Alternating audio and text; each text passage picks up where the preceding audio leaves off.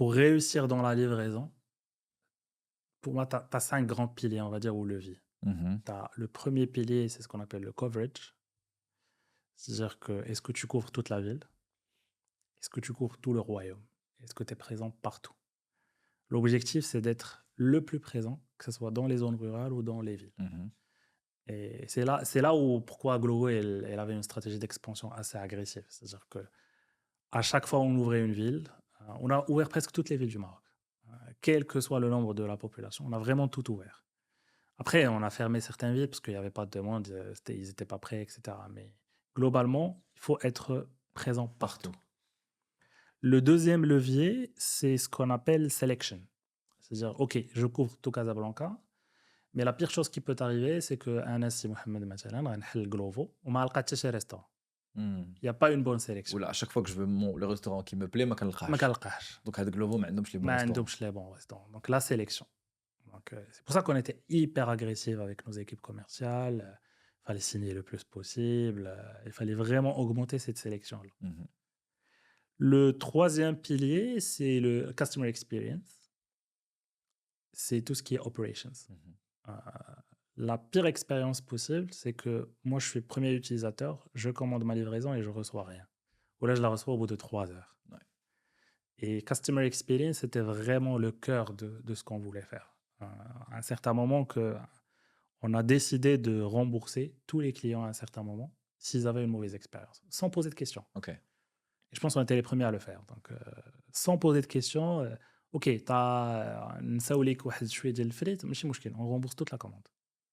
Ça nous a coûté beaucoup d'argent, mais derrière, on était sûr que ce client-là, il va recommander encore une fois et encore une fois et encore une fois. Et c'était un bon retour sur investissement à la fin. Donc, customer experience is really, really important. Le troisième truc, c'est le top of mind. C'est d'être quand La les gens référence. exactement, c'est quand tu entends livraison, première chose que je dois te rappeler, c'est le jaune, Glovo et cetera. C'est de là où est venu le playbook Paint the City Yellow. Donc, même le code couleur, il est très très Ouais, il est visible, visible. heu et l'objectif, c'était dès qu'on lance, dès qu'on est sûr qu'on a des opérations assez solides, enfin, pas vraiment très solides au bout de 3 4 mois, bah, oui, Paint the City Yellow. Donc, on prend tous les billboards, il y a que du jaune partout. Les coursiers, que des box jaunes. Mmh.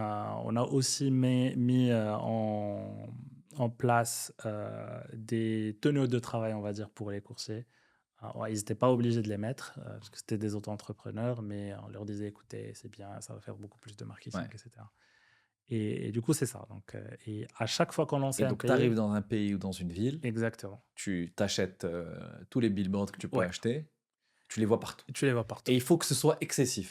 Faut que ce soit Ça mais c'est excessif. pas qu'on te voit de temps en temps. Non. Le vrai impact, c'est quand Exact, il faut que ça dure dans la durée et c'est le top of mind, et on faisait, le département marketing faisait beaucoup de recherches, beaucoup de focus group et on posait une simple question: «Est-ce que tu quand je te dis livraison, tu entends quoi?»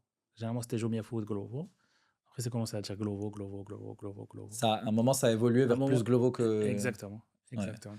Qu'est-ce qui fait que vous les avez dépassés et que vous êtes devenus leader? Je pense que on n'a pas réinventé la roue, la livraison, ça existe depuis longtemps. C'est juste qu'on était très bien en exécution.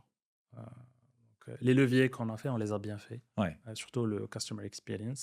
On a vraiment, vraiment bossé comme des malades pour avoir de bonnes opérations. À un certain moment que le Maroc avait les meilleures opérations, sur tous les pays où Glovo opère. Sur quoi? Sur les métriques dont on a Sur les parlé tout à métriques, l'heure? ouais, OK. sur les métriques, on était Tu les regardes la premiers. Exactement, satisfaction des gens, le temps de livraison et cetera, vous étiez un des meilleurs? exact. On était obsédés par les opérations. Quand je te dis obsédé, la dernière chose que je vois avant de dormir, c'était, la live map. Est-ce qu'on est saturé? Est-ce qu'on a assez de coursiers? C'est quoi le temps de livraison moyen? C'est quoi le taux d'annulation?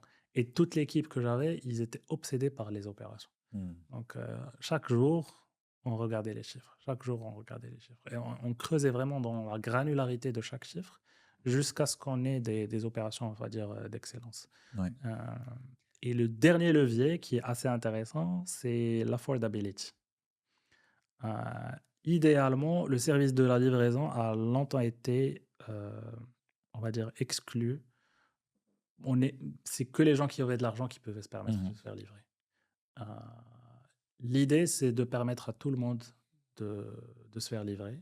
Et l'affordability, c'était assez intéressant. C'était un levier très, très, très critique pour la boîte. Et ça, Affordability, tu suis quoi pour ça? C'est le panier moyen? tu suis le panier moyen. Et dans ta sélection, tu as besoin d'avoir des restaurants qui coûtent 150 dirhams, 200 dirhams, mais tu as aussi l'objectif d'avoir des restaurants qui coûtent beaucoup moins cher, qui coûtent 20 dirhams, 30 dirhams. Après, bon, Ok. ces restaurants-là, généralement, ne sont pas profitables pour nous.